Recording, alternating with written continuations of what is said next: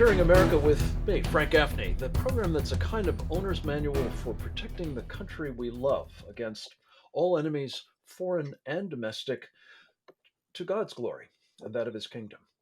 First, here's my take. Donald Trump famously promised that we would get tired of winning. I, for one, am now tired of losing. The long and growing list of losses that we have not just been personally tiring of, but nationally debilitating us all include the following: Joe Biden's appalling surrender of Afghanistan. Communist China has exploited the strategic vacuum thus created by, among other things, expanding its mining operations for lithium and other rare earth minerals and commodities.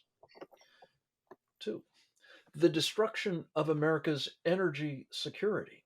In the process, its Green New Deal is creating new supply chain dependencies on China for solar panels, windmills, batteries, and their components.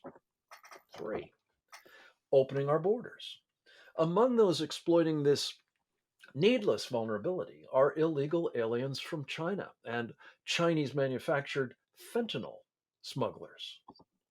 Four, allowing foreign equipment to be used in the US electric grid, including 300 Chinese made high voltage transformers, at least one of which has been found to be susceptible to remote controlled destruction.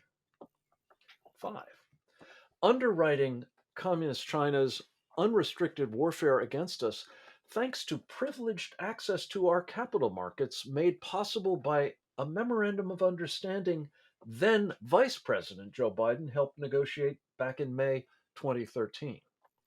Six, doing nothing to impede the emerging Russo Chinese axis that is giving rise to the most dangerous threat this country has ever faced. And seven, undermining the dollar's status as the world's reserve currency. The latest symptom of this disastrous trajectory is the reported deal whereby China will begin buying Saudi oil in its currency, not dollars. There's an unmistakable pattern to these and other examples of the Biden wrecking operation that has devastated our national prestige, honor, prosperity, and other vital interests. A hard reality must now be confronted.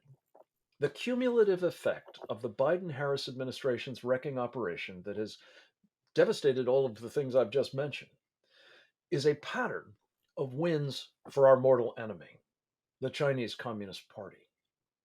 The question that must now be squarely addressed, if not as it should be, by the Justice Department and U.S. counterintelligence, then through formal investigations by the Congress, the media, and or others, is this: has a president and administration deeply compromised by Communist China not just been consistently serving the CCP's interests in taking down the United States, but doing so at our enemy's direction? Here's the bottom line: there's no sign that China's dictator, Xi Jinping, has gotten tired of winning, or that Team Biden is going to stop helping him do so. That must end now. To discuss this and more, I'm very pleased to have with us one of our regulars here at Securing America. His name is Colonel John Mills, United States Army retired. He's a former special operator who served not only with great distinction in uniform, but also in a civilian capacity in the Office of the Secretary of Defense. He has been, among other things, a member of our Committee on the Present Danger China and is now a senior fellow of the Center for Security Policy, which I'm very proud. John Mills, it's good to have you with us, Colonel. Welcome. Frank, an honor to be with you as always. Thank you. The honor is mine. Let me ask you first and foremost, when you hear that litany of things that the Chinese Communist Party has been benefiting from at the initiative of the Biden team, or at least its passivity in response, at the very best, to developments around the world, does this strike you as something that ought to be investigated? as whether it bespeaks not just uh, the compromise of this administration, but that it is, in fact, advancing the enemy's agenda. Yeah, Frank, absolutely. I divide the administration into roughly thirds. There's a third that you can actually have a sane dialogue with. They just have a bizarre worldview, and they think they have the best of intentions, but the best of intentions can still be very bad. The second grouping, the next third, is just they're just absolutely ideologically unsalvageable, and you just can't even have a dialogue with them. The other third, roughly, is I think potentially actually literally bought off. So the problem is this administration, even that third, you can have a sane dialogue with. They are on the wrong azimuth, and they have the wrong psychology. They just approach world relations in an America last perspective. Their view is to give away everything, and that people will like us if we give away everything. Carter was hell bent on giving away the Panama Canal. Obama was hell bent on giving away Right. control of the internet. Biden seems to be bent on giving away the crown jewel of American power, and that is the dollar as the reserve currency. What in the bloody world is going on in this bizarre giveaway psychology of America last? It does not garner friendship. It does not garner goodwill. It only garners world conflict. This is insanity.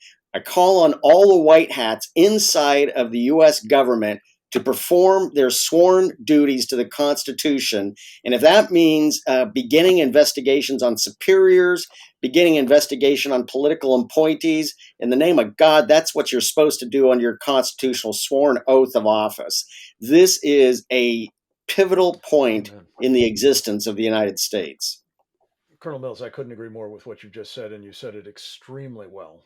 Um, it seems at the very minimum, those white hats, if indeed there are a third of the administration comprised of them, has an obligation to come forward with information, to become whistleblowers on what is being done that, as you say, is contrary to their oath of office to support and defend the Constitution of the United States against all enemies, foreign and domestic. You took that oath, I'm sure, a number of times, as did I. This is their sworn duty. And I join you in urging them, at a minimum, if not to start actual investigations themselves, support other investigations that now need to be mounted. Again, by the Congress, preferably. It should be conducting oversight. I'm not holding my breath that Nancy Pelosi or Chuck Schumer will be willing to do that, but they should be pressed to do so by the Republicans, and I would hope by white hats, if you will, inside the Democratic caucuses in the House and Senate, if there are any left. John Mills, let me ask you about a related issue.